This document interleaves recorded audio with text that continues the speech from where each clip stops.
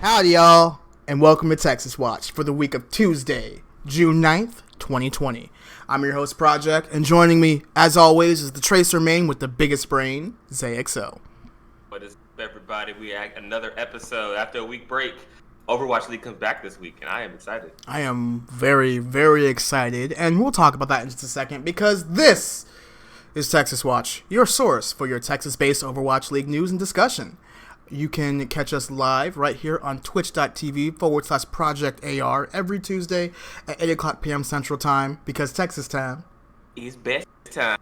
If you can't catch the show live, don't worry about it. We're uploading the show onto podcast services, including Spotify, and we're working on getting things back on YouTube too, so hopefully you can see us there. Before we get started, I did want to, should we say, sour the note, chill things out a little bit. I don't know.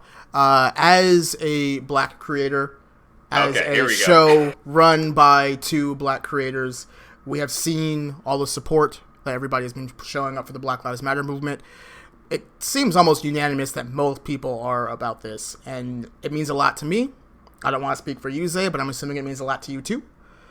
Yeah, just a little bit. It's just a little bit, kind of. You know, a lot of the experiences that are coming up now are things that me and Project have in our own ways experienced growing up, just being black in America. So I just want to say that they're fighting for something that's a just cause. So, absolutely. And I wanted to bring this up because this is kind of related to Overwatch in a way. I remember when this game was launched, it was launched with the idea of a future world where diversity is the goal, where everybody is equal, no matter what. People can look different than you. And Overwatch as a game delivered on that promise from the start. Yeah. I remember, like, oh my god, there's more than one character that looks like me, and not just that, but they have a whole spectrum of characters to represent all walks of life, and I am so thankful to be part of a community that celebrates that. So to anybody out there that is part of the Overwatch community or the greater gaming community, thank you for being supportive, and thank you for lack of better words, giving a shit. Because it means a lot. Because, this whole time, if you get anything out of it, just listen. These things that are being talked about have been trying to be told for a long time, and people are finally starting to listen. So I'm glad that's happening, at least. We're starting somewhere. Absolutely. And on that note, let's actually start talking about some Overwatch League. So, Overwatch League! First things first, we are taking a look at next week.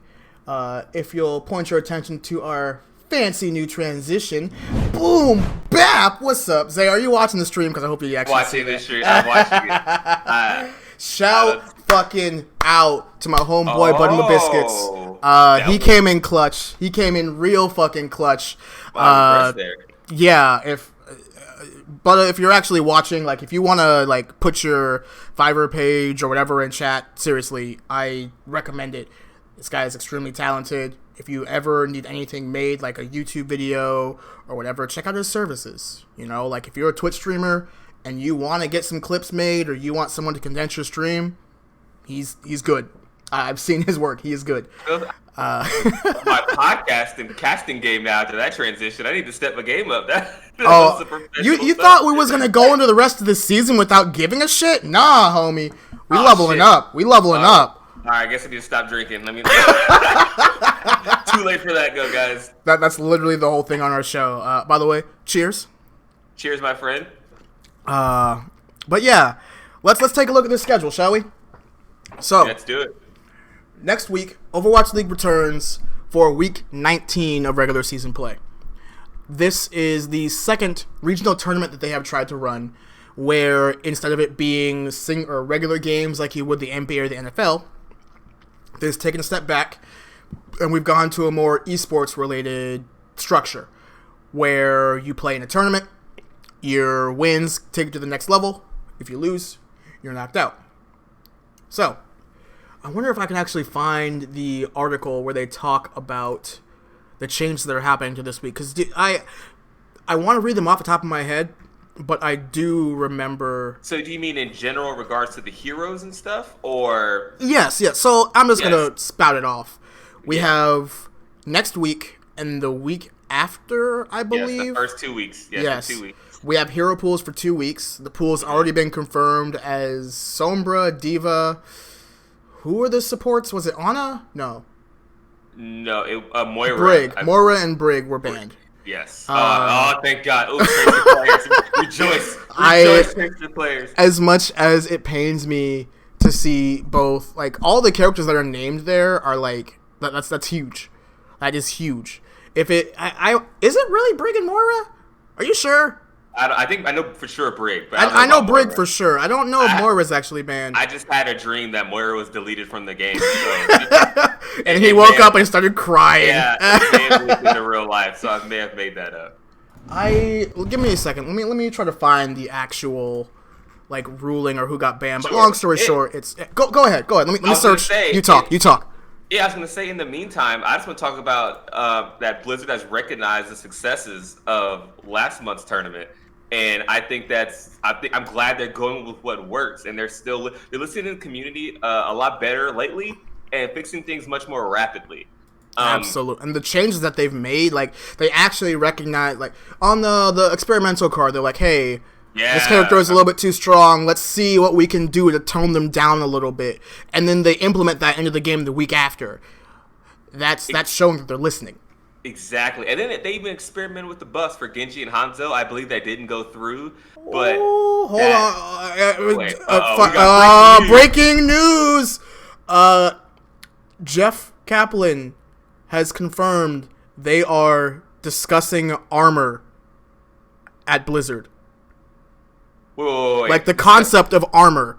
What? Wait. Like heroes wearing the armor? Yeah. No. Like how there's shields, health, and armor. Oh. Okay. No. We're gonna have Torbjorn. We're gonna have Reinhardt. We're gonna have Brig. No armor. Okay. We're gonna have skinny ass Rein. We're gonna have Brig walking around in the bikini all the time. Okay, people probably like that. I mean, I'm not gonna say I wouldn't, but.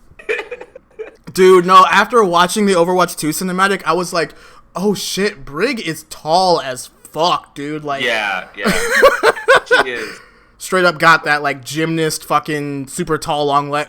I'm getting distracted. Yeah, I was going to say, I'm going to bring you back to Overwatch League Project. This is one where we get derailed on some interesting topic. This is huge. But Brig, though. I'm really curious to see what they do to change it.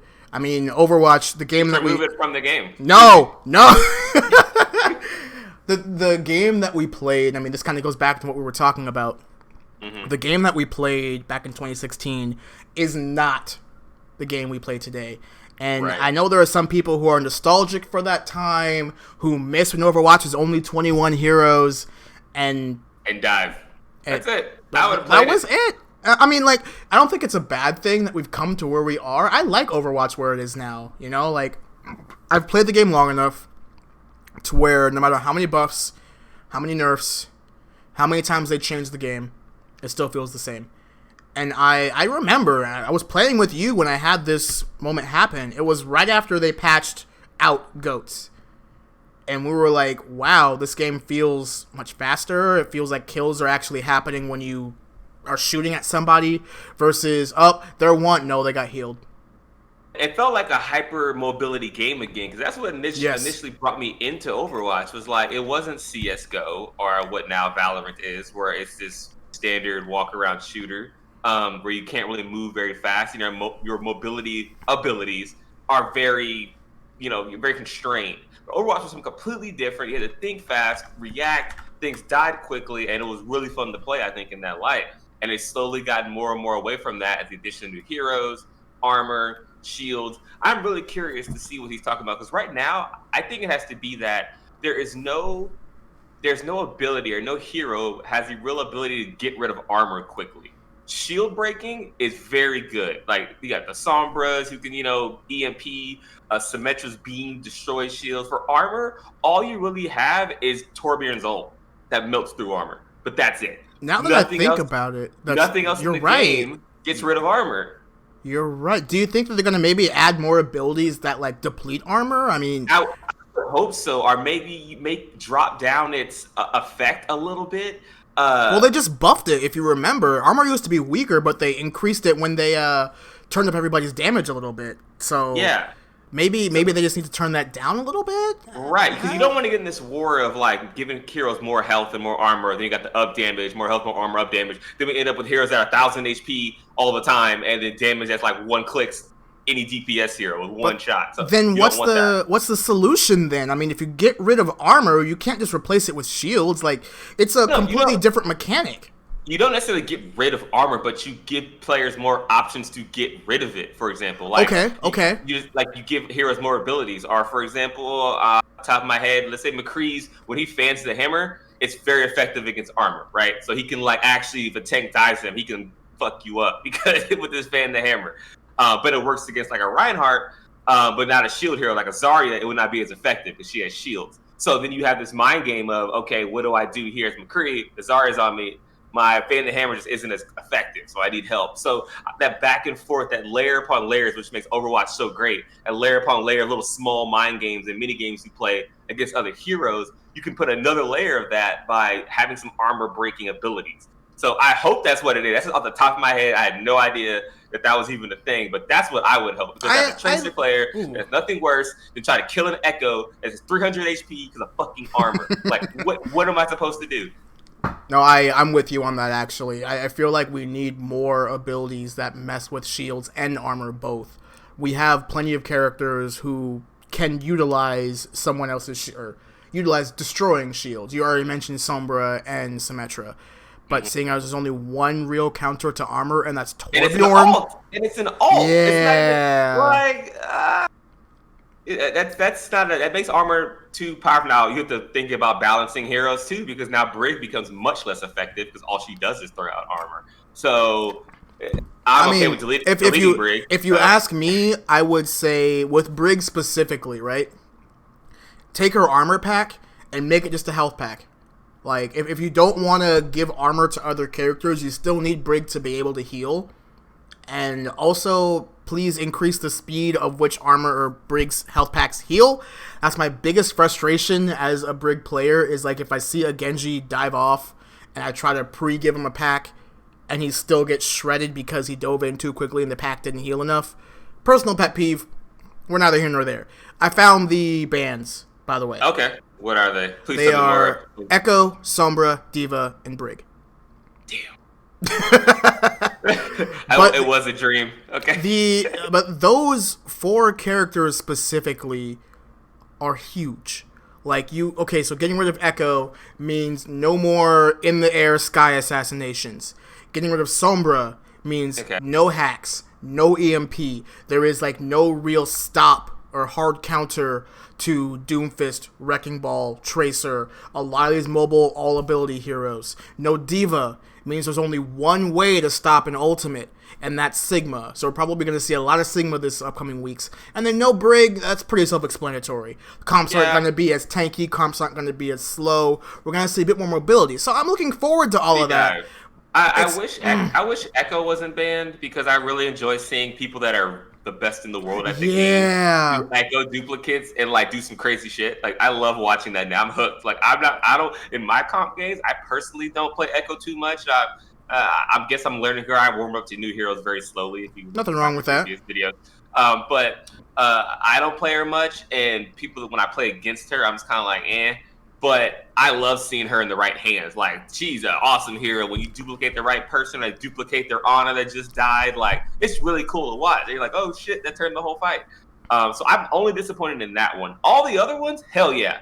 Get them out. No offense to your girl Diva. No offense to your girl Diva. But eat pulse bombs. I don't like people that eat pulse bombs. So she's out. Yeah. But this is why I'm really curious about this. Like, this seems like I don't want to say a targeted ban, but it definitely hurts a lot of teams. If we're talking about, we put the tinfoil hat on as conspiracy theorists all the time in this game. If we're going to talk about matches could be fixed, you gotta believe that these hero bans are fixed a little bit. Like, they know what people want to see. We're gonna do a random draw. Like, come on now. Nope. The post where I found it was they were talking about how this ban benefits Soul, but that's not here. That's neither here nor there. Should we actually move on to talking about Dallas and at the let's Texas talk about teams? the squads. Let's talk about the squads. So let me get ready because we have some stuff to talk about whenever it comes to the Dallas Fuel. So, nope, that is the wrong transition. I need to hit this one. Yeah, we got it. It didn't do anything. I just wanted to see it go across the screen. Okay. So this first week, actually, I have a transition to use. Damn it. This first week, the Dallas Fuel are playing up against the Florida Mayhem. This is interesting because Florida, if you were paying attention last month, got second place in the May Melee. They upset the Philadelphia Fusion, and, well, I don't want to say they got close to being the Shock because they didn't. But they still got second place, and that says something. Not only are you kidding me? Well, great. Yeah, and again, upsetting the Fusion, I feel like, is the key takeaway here. Is Philadelphia was supposedly like what, number 1, number 2, somewhere in, at least in the North America region. Yes. And then they didn't get rolled that game. They just no. The Mayhem Fusion was actually, it was 3-1, I think, though. Yeah. But it didn't feel like a roll. It was just that the Florida Mayhem have synergized and come together so well as a team. Yep. I'm really impressed with that coaching staff. And I don't know the name of their head coach. He's mentioned before. They've mentioned him a couple times. But I think his coach is or something like that.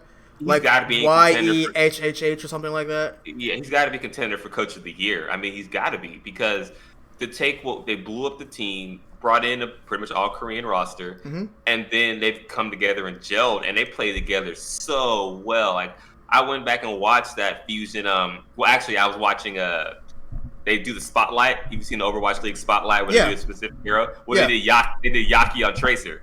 So, like, of course I'm gonna watch that, you know. So, and the team play, Yaki's Tracer is so team coordinated with who he needs to take care of, what his dives are, with his tanks and things like that. It was very impressive to watch. And I was like, man, this team looks just so cohesive. Like, how?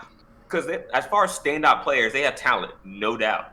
But the way they bring it together is amazing to me. So I'm slowly, like, I'm not going to jump on a bandwagon or anything. I say, don't you dare become a Florida fan.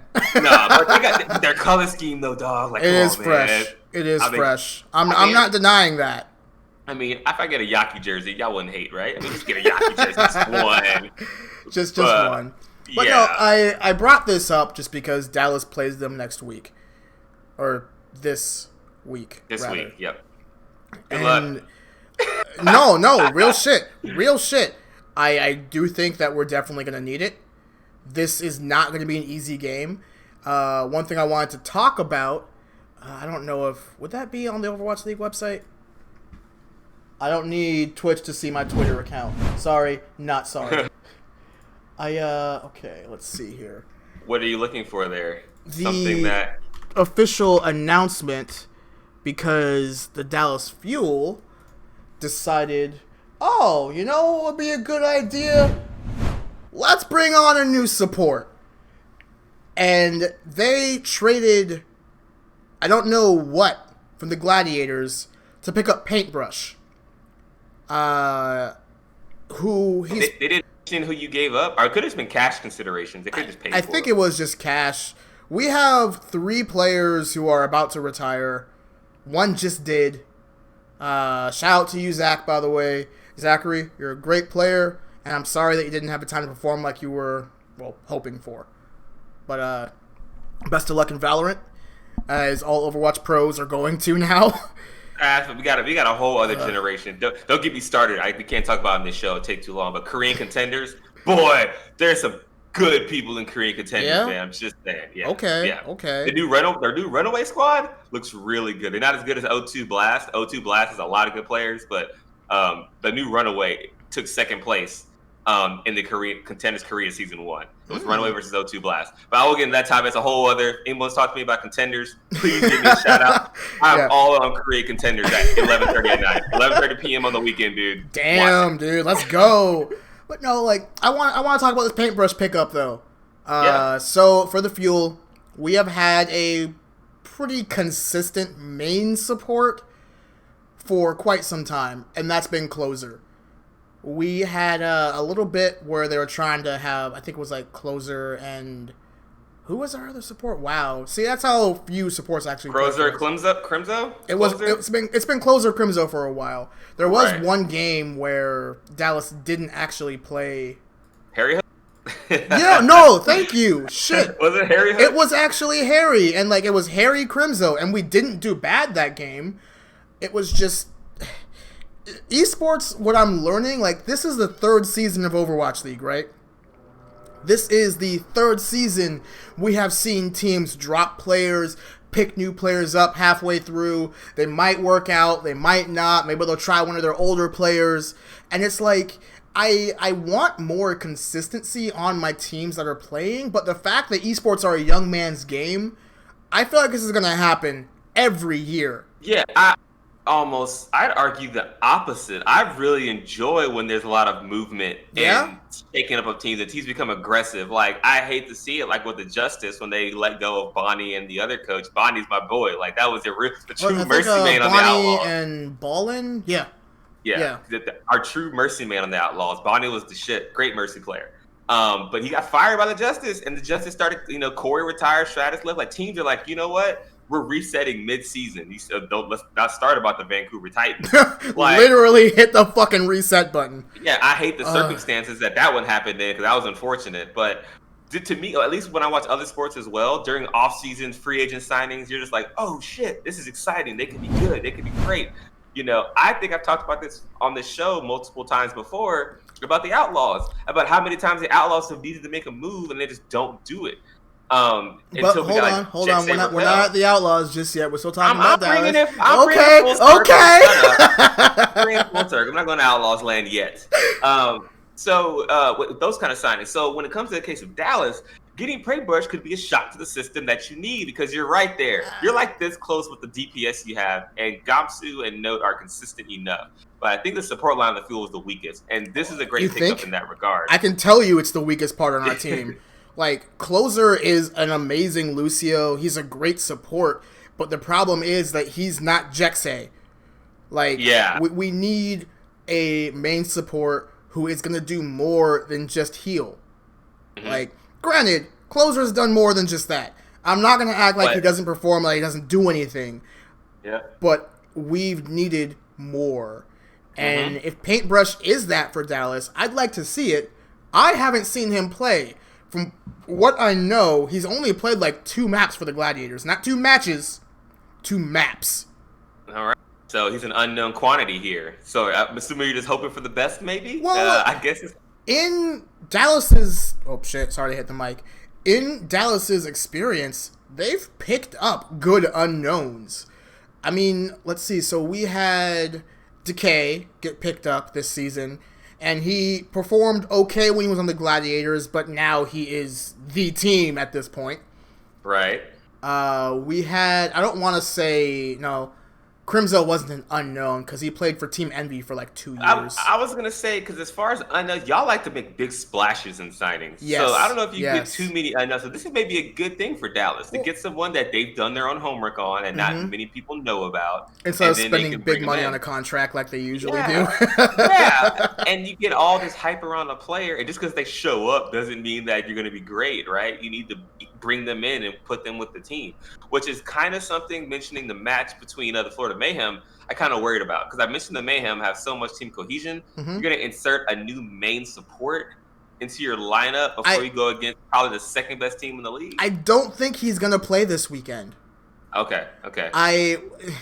It's really hard because, like, he's an unknown. So that means that if he does go in, he's going to be surprising everybody. Yes. I mean, we've seen it happen plenty of times. Like, look at Philly, for example. You take the Philadelphia Fusion. How do you cripple them? Take out Carpe. Period. Right. Every team has that. And if you play with an unknown, that means maybe they don't know how to do that. But I don't know if Paintbrush will be ready for the main stage. I don't know if he's going to work and be cohesive with the team or not. The Dallas Fuel are already a mixed... What main stage? You mean the living room? Shut up. You know what? No one's on stage anymore. This 2020 coronavirus, dude. What age are you living in? I miss the stage. Dude, quick tangent. I am so mad at COVID. Like, we had an amazing year planned. We were going to go to so all bad these at home coping. stands. Like, we're going to have a great time screaming our heads off each Overwatch event, watching our teams kick ass. We saw Houston get their first win at home. Like, Yeah, we did. those moments were amazing, and we're not getting that again until next year. I'm mad about that, but I get it. Yeah, it sucks to hate on a virus, but you got to. I mean, it's still out there. Let me get off my soapbox. Please continue. I look forward to this weekend for 2 reasons. First, yes, we're playing Florida, but that means it's going to be a tough game. And Dallas has shown that they can play with the big dogs. They just haven't proven that they can beat the big dogs. You are really reaching, but okay, I'll go for the How ride. many times have we gone to Game 5 with the shock? Okay, so have the Outlaws, but I don't think we can beat any of those teams yet. We're just not there yet. I would say you have a better chance. I'll say a better chance. Okay. With regards to your DPS line. I'll let you go ahead. All I'm driving at is we have played difficult teams close. And when you play teams close, yes, it doesn't mean that you're good enough to beat them yet, but it means that you are getting there. And if we keep seeing the improvement that we've been seeing all season, if we keep seeing the team start to work better together, and if we actually see if Paintbrush does get slotted in and he performs properly, hell yeah, dude. Like, let's go. I would love a new main support right now. I just want to see him play. I want to see what the dude's up to. I want to see what he's good at. I haven't done enough research on him myself. I'll admit I'm a bad host right now. But, I mean, I can do that before the weekend. So, we'll see. He's okay. Yeah, from what I've heard, I haven't even seen him play myself. I've just, when people talk about him, videos and stuff like that, he's okay. I mean, they wouldn't pick him up if he was bad. Yeah. So, but apparently they see him enough as an improvement to bring him onto the squad. So that's great. I think that they just need that one more push because Decay is like, please, someone take at least 10 pounds off my back. And I swear just make it a little bit easier, please. Yeah, please. She's like, I've got 5 heroes on my back. I'm Tracer. I'm 100 pounds, dude. I cannot carry all this. Like, one person get off my back, then y'all will be fine. So I think you guys have a shot in Overwatch League. You never know from week to week. Everybody's got a shot. And hopefully Paintbrush is a good injection to your support line and makes things better. I would agree. And with that, I think that's a good place to end and transition onto our next team, the Houston Outlaws. We're back over here. We're back, and y'all also have a difficult game this week. Yeah, so we are playing the team that we just mentioned earlier with the name of Carpe in the Philadelphia Fusion. Why can't I click on this to get to the damn team? I don't know. Activision Blizzard. Y'all know how to hire people to design a better website. Yeah, you made a video game that's one of the best in the world right now, and you can't make a website? Excuse me. Anyway, yeah, that's going to be tough. But I just I'm really starting to get on board with hydration main tank life.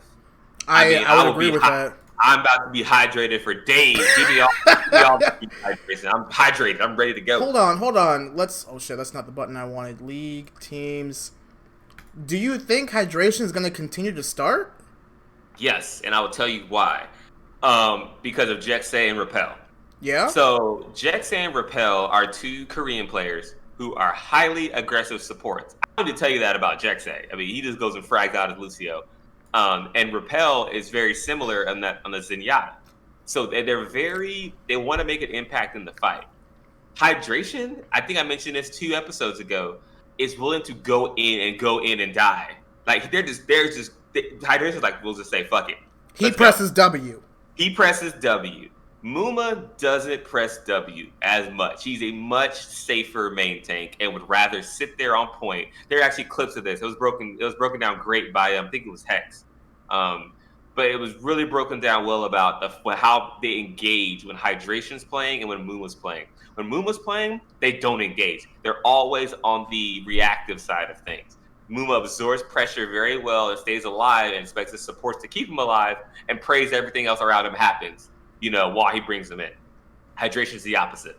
He will go and engage the fight, like push spawn kind of stuff, and knowing he will probably die or might die, but then he dies and they get 5 kills.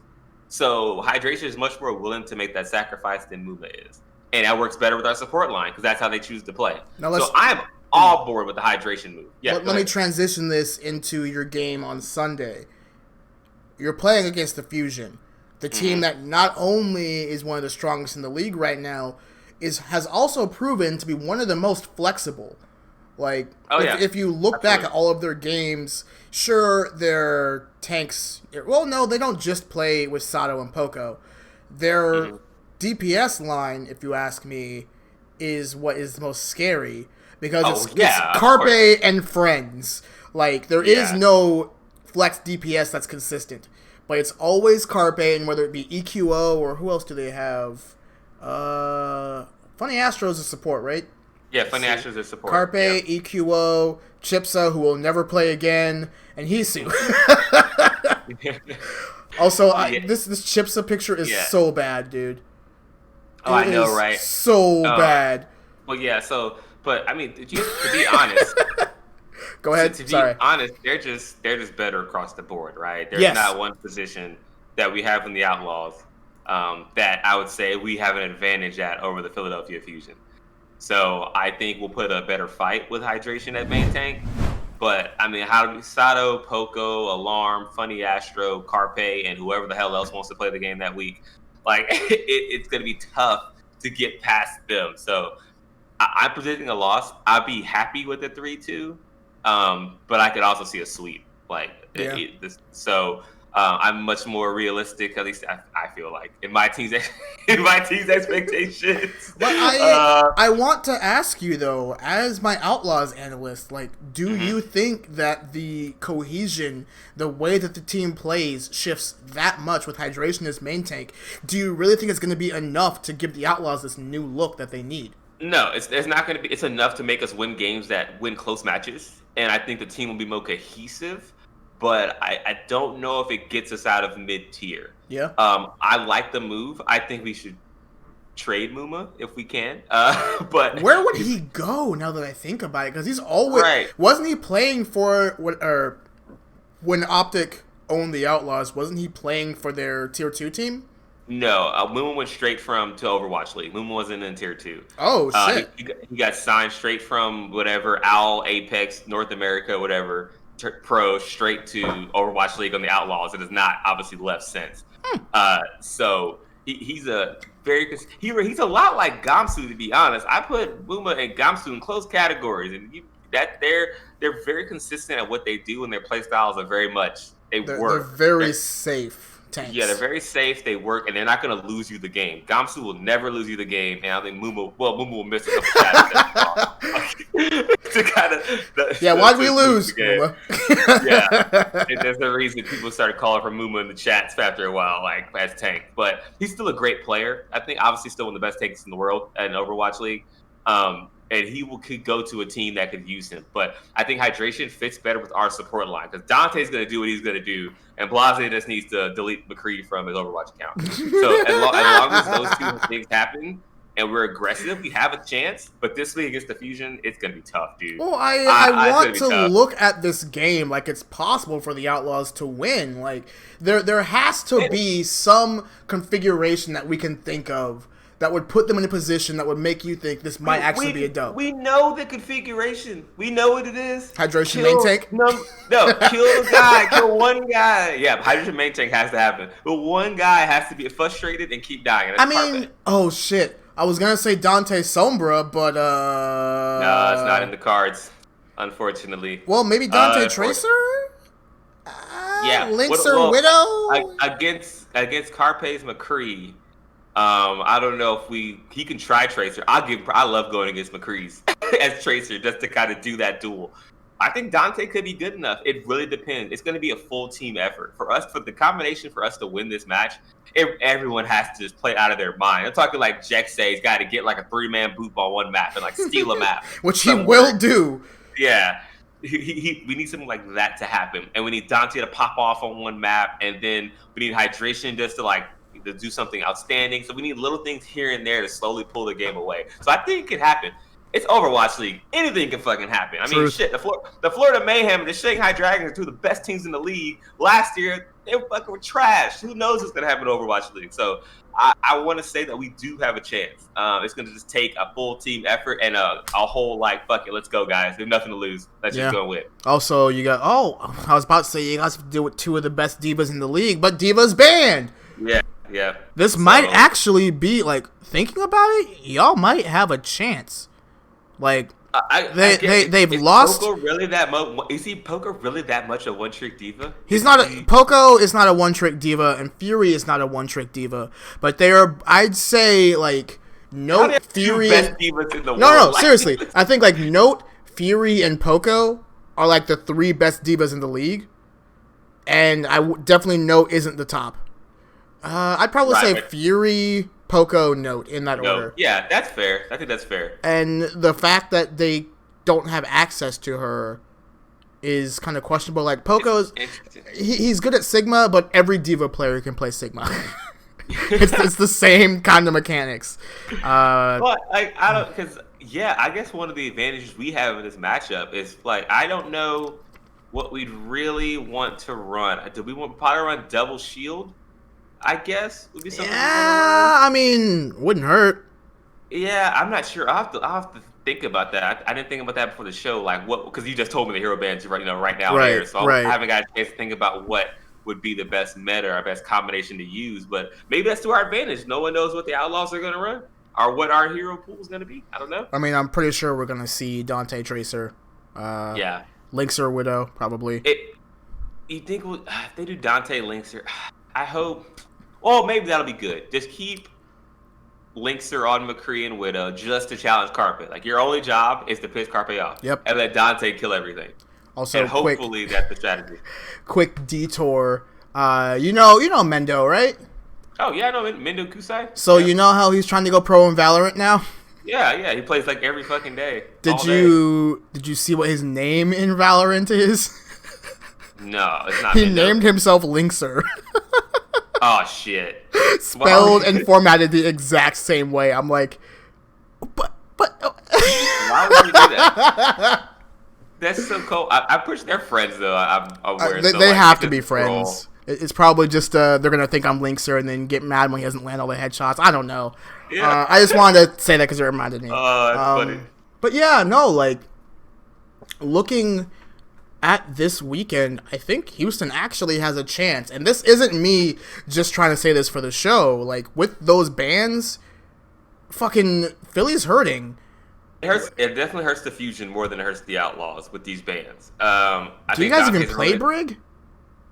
No, Jexay plays Brig only when he has to, but he hates it. Because they're both aggressive. Like, they want to put, like, Lucio Moira or even get in there. Lucio Zen kind of stuff, but they can't. But now that Brig's gone, they don't have to even worry about, we can't play him. Guess we gotta go fast. So I can already see Tracer. Who else does Brig really count? I mean, Ball. Ooh, maybe we'll see some Ball this weekend. That'd be interesting. Winston for sure, because you don't have to worry about getting cracked by the Brig at all. Right, or hacked or anything when you jump in and can't jump out. God, this is...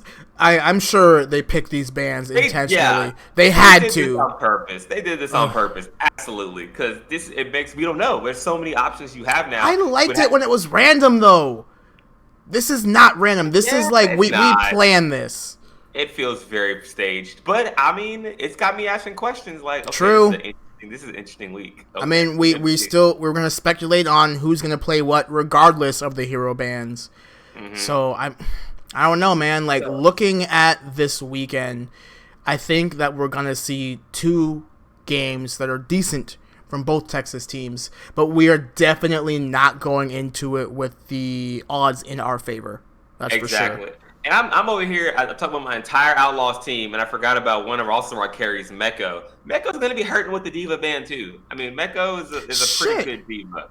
Oh, fuck, I forgot about Meko. Would that make him, like, top I think Meko 5? I think Meko and Note are pretty even. Yeah. I think Note may be a little bit better. I think because Note has a better Sigma, so maybe it's like overall he's a little bit better player, but as their Diva play, it's pretty close. it's pretty close. But yeah, so we're hurting that too. But I think that since Philadelphia has the top two, it probably hurts them a lot more, right? Right. But yeah, so it's gonna be interesting week, man. Our team's got our work cut out for us, dude. It's gonna be I'm a tough start looking forward to it though. Like we're gonna have a really exciting weekend, and I actually want to use this to transition a little bit. If I can get the right transition pulled up, I definitely need to get faster on this. And then we go boom, bam. Shit, wrong screen. Nope, we want this one. Sorry. What I want to actually sit there and talk about is this new structure. The Overwatch League has evolved, right? Like, when it was first pitched to us, it was pitched as a syndicated, you come every week, your team's going to play, it'll be just like a bunch of games a day, and it made sense. There were a lot of naysayers saying, like, this won't work for esports, it only works in traditional sports, and, I mean, you and I were on the side of, like, no, it'll work. It'll work. And I play Reinhardt. Just fuck it. Just do it.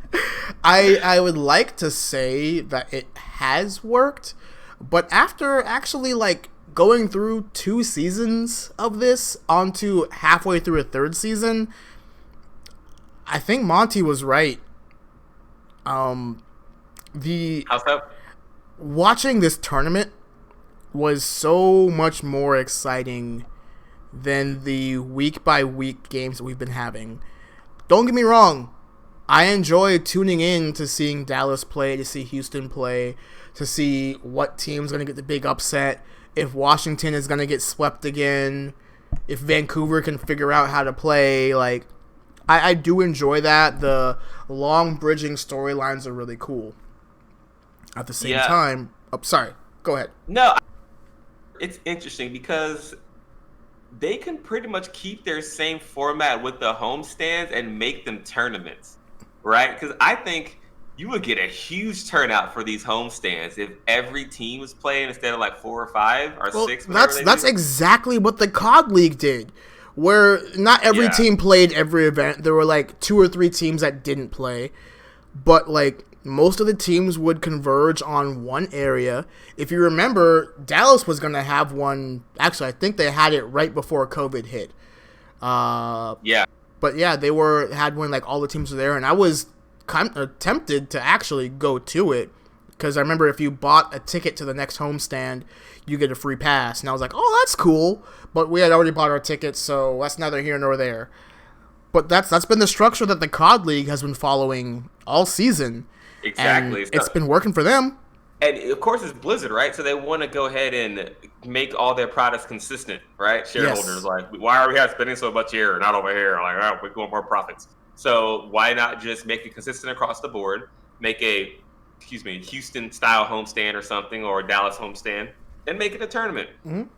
That'd be interesting. But see, when you do that, you don't get the week-to-week viewership, maybe, that is consistent. Is that a bad thing though? I mean, this last week where we didn't have Owl, I'll admit I was a little bored on the weekends. I could have probably watched Contenders, but support tier 2, motherfucker. Support tier 2. Yes, support tier 2. I will echo that statement. You know how many people watch Contenders Korea live?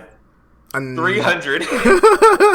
I'm sure, like in Korea, that number is much higher. Yeah, but no, even after the VOD gets posted, I think it gets a max of like 1,000 views. I'm like, oh my god! Hey, all of you, I'm supporting. Blizzard is at least putting more effort on tier 2 recently, so we got to give them credit for that. But no, like, let me ask you: do you like this new tournament structure? I do like the tournament structure. Yes. Okay. But I enjoy having it week to week because it reminds me more of like sitting down on Sundays and watching like football. Yes. So I enjoy that aspect of it, and it's very easy. Like you said, you miss it this weekend. It's very easy to build a habit, right? Dude. This time of day, Overwatch League is on. I'm gonna watch some of the games and do whatever I need to do, but I know it starts at this time every weekend. So I think that's why a lot of other sports do so well. If you have a tournament, you can't have a tournament every weekend. So that'd just be too much on the players, I think, with not enough practice time and hero bands and everything else. I think the structure that they have now is good. And I love the incentive they have at the end of the tournament that you get, wins or cash prizes. I think you should keep it like this, week to week. It still counts. You got to practice and it matters. But you can have a bad month, 3 weeks, and then come in a tournament and win. So you keep this constant incentive. Because watching the Outlaws sometimes, when we were like mid-tier, knowing we we're going to go anywhere, it gets boring. My favorite team is out, and I'm a diehard fan. Like, I can't imagine a casual fan just like, whatever, and they just go. They just stop watching. Like, so they'll watch their one team, and then once their one team loses, they just don't watch the rest of the tournament. Yeah, they don't watch anything else. So you give those people a chance to come back by having a monthly tournament, no matter what their team's going to be in it and could win, because the playing field's even, no hero bans.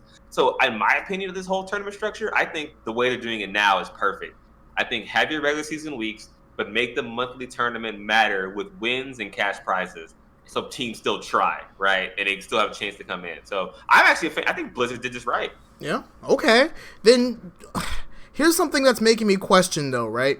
That feeling that I had last weekend when there were no games on was the same feeling that I have during the off season. And you had mentioned you built a habit out of it. I think that's what it was for me. And this is me speaking personally. I don't want to put this on anybody else.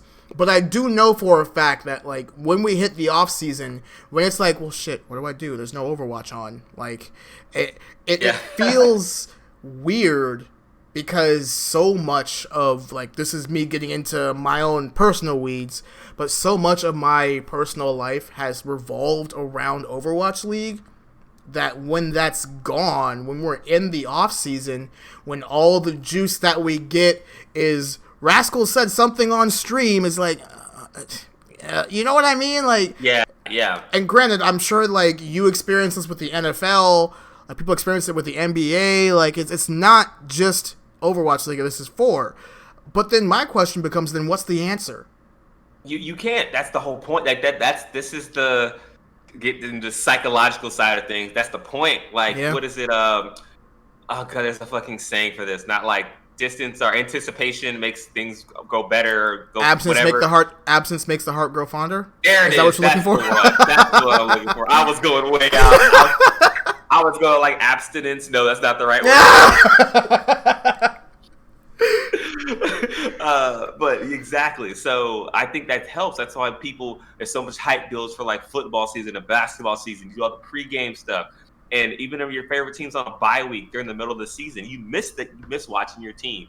So that's a good thing. The fact that you feel that is a good sign, because I think other people feel the same way, which means they'll come back. It means that I'm invested. Yeah. Well, aside from the fact that I spent so much fucking money on this game already. Yeah, Blizzard. I wonder for what Blizzard calls the whales. You know, like the people who spend a lot of money on a game or like time. Like they're basically your core like money making machine. Well, right? I mean, are we in that category? I mean, do I need to talk about how many accounts I have? Like, true. So I forgot some of the accounts. I don't remember the logins for some, to be honest. I have that. I think I have 5 accounts. I have 5 on. Just fucking as if the email accounts. Isn't connected to like anything important. Just go like, hey, I have an account in Platt, $5. Yeah, dude. Oh wait, isn't that illegal? Oh yeah, well I'm not in the league. I can do that. Well, okay, you can't. I think it's against the Blizzard terms. You can't sell an account. Yeah. I mean, no one want to buy it. Yeah, it's like it's Platt account, $5. I got 8 hours on it. Yeah, I got 8 hours on it. It's a one-trick widow account if you want it. I mean, like, I honestly, dude, like, that would be great to like donate to somebody. There are a lot of people that have PCs, but don't have the money. I mean, like, there's plenty of kids who play video games on their dad's computer, and all they play is Roblox. Yeah, it kind of shocks me, though, how many people, when you watch the streams and stuff, or even people on Twitch streams for people streaming Overwatch, how many console players there are. There actually are a lot of console players. I just keep getting shocked by that. Most people are like, hey, do you do PS4 pro tips? They're like, hey, I play on the Xbox and people don't communicate. Like, what do I do? I'm like, whoa, there are a lot of people I heard who have this game on console. So I keep forgetting about those players. We're just, because we are the primary platform on PC, we forget that our console brethren are, I don't want to say down there, because I'm trying to use less of the I'm better than you because I play on PC language. It's okay. Let's just be PC Master Race and be done with it. But like all of the people playing on console, it's like the game is still the same. Like it's Right. not like Overwatch is different, but it feels different just because the way at the speed that you can react to things, the way that the game moves. Aim assist Oh changes yeah, everything. I forgot that that's a thing. Yeah, aim assist, the controller, like you get close to a character and it just kind of locks a little bit. So like, yeah, it's a totally different experience, and everything's much more blocky because it's a joystick and not a mouse. I've played it. I have a PS4 account with Overwatch. Why are you like whispering? It'd be like I bought a box and I couldn't play Overwatch on that box, so I bought Overwatch on the box. Well, no, I'm not dissing the PS4. It's the fact that I got so addicted to this game that I have it on console, and I'm level 3. I never play it, but I just wanted to try it on console that bad, so I bought it again on console. And yeah, what I think is so funny about console Overwatch is because I have so much fucking time on the PC version. Whenever I do end up playing console Overwatch, I end up like, I don't want to say dominating, but like this was. You say that, you think so? Those thumb warriors, dude. Yes, they're pretty good. Okay, thumb warriors. in my experience, this was on like it was on a PS4 at Valhalla, and it was like level 3 account, like barely played anything. We were on Assault. I'm not. So your game sense is like massive brain compared to yes, and the worst part was like I just picked Orisa because like I didn't know how well I could react to things, and like all it is game sense. So know where to position yourself, know where to put your shield, know where to use your ults, and we just walked into the objective because no one was there. You're like, okay, I'm just gonna sit here. And the thing that's interesting about console Overwatch is it also depends quite a bit on the platform that you play on. Not to put them out there, but one of our friends got Overwatch on Switch, and I think they said they were like, what, silver, gold, typically, and then they got like diamond on Overwatch Switch. Yeah, I feel like, oh jeez, like that's just probably a whole different world. Like there's console, I mean, Switch is the console, but there's like PS4, Xbox, and then there's like the Switch version. Because some people, you can use the fucking Joy-Cons like gyro to aim. Yeah, dude. Apparently, it's like really fun to like gyro aim on Overwatch. Like, can you imagine being Widowmaker and like having your hand, you're just like, like trying to aim, like flick headshot like this? Hey, I'm sure with aim assist, it would be awesome. Okay. Oh, that'd be so unfair. It's so unfair. Get a workout in, I guess. Just be like, I can. How do I do a 180 as Tracer with gyro stick? I mean, I don't think that it's like. I think gyro is only available for like Wrecking Ball, Widow, and like a couple of characters. I don't think it's for everybody. It's not for everybody. Okay, that makes sense. Can you imagine being like, okay, let me aim, let me blink. Oh my god, I'd be so, dude, my controller been through the wall, like flies out my hand, like, oh shit, that's what those straps are for. I should use the straps. Audio listeners, I apologize. I should explain. When I made the blinking motion, I punched the air. Yeah. My god. And you can picture, I'm sure audio listeners, imagine standing straight and trying to do a 180 with gyro thing. So you have to like jump, you have to turn around and jump. I don't know how you do that. But you probably can't. You're right. It's probably for certain heroes. I'm very happy that console Overwatch. How the fuck did we get here? Doesn't matter. I'm happy that it exists. No, real shit. I'm very happy that it exists because that means that more people are playing Overwatch.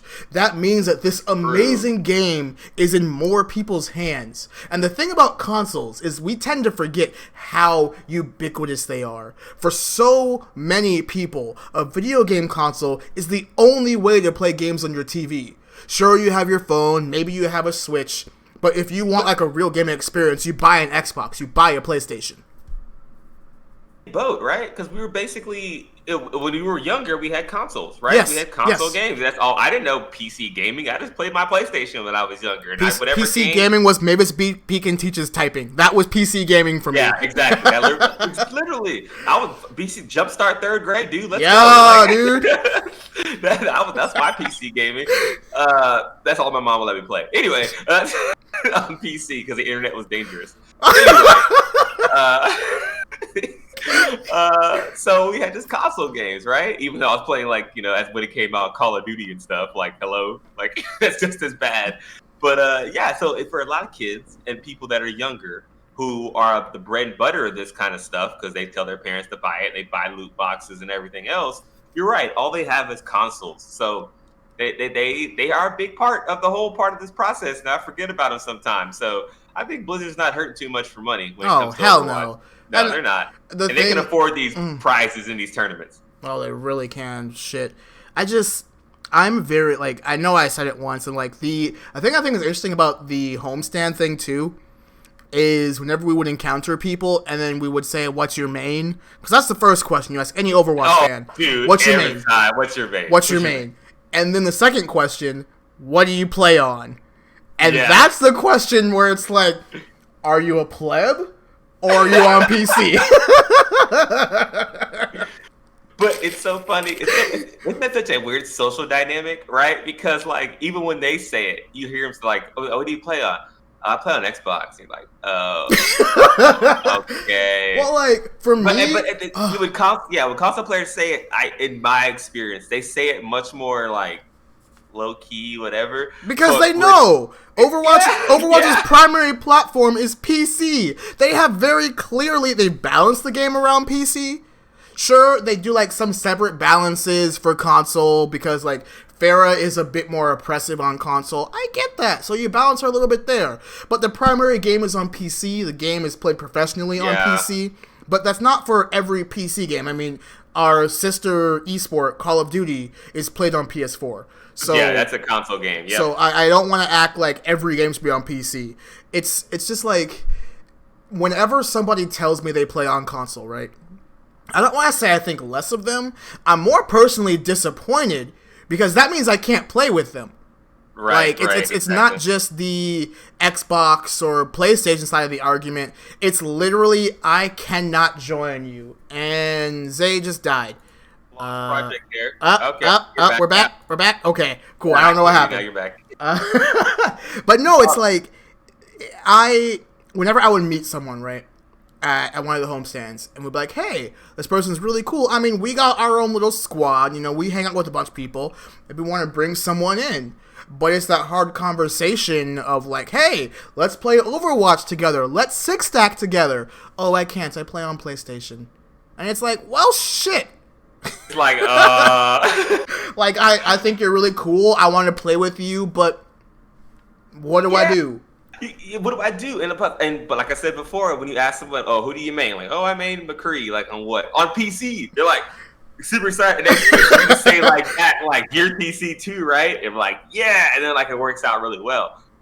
It's funny too, the people that usually ask the question are PC players. Of course. I've never had a console player ask me, what do you play on? It's always the PC player just what do you play on, dude? The console player is just I play Overwatch, and then leave it at that. Yep. Leave it at that. I do think, though, it's conversations like this that kind of perpetuate that just a little bit. You're right. We're being a little elitist here, but I'm sorry any console players that hear this podcast are watching this. I'm sorry that my PC costs 2 times that your Xbox costs. Okay? Yeah, I don't want to say I'm elitist because it's expensive. It's more of the culture of the PC master race. It's the everything that consoles are getting, SSDs, for example. This is huge for the next Xbox and the next PlayStation. Yeah. But that technology has existed on PC for quite some time now. Right. So what it's starting to become is a matter of customizability, I want to say. Yeah. Because these consoles are getting pretty advanced. The next PS5 and the Xbox Series X, X1s, whatever they call it now. you had it right. Xbox Series X. Okay, yes. Yeah, that's what it was. Okay, I get lost. There's three X's in that, huh? Mm-hmm. But I never noticed that until today. Yeah, there's 3 X's in that. Just guys, don't leave me alone. It's a big black bar, huh? It's a big black bar with 3 X's. Anyway, keep the chat completely from my point.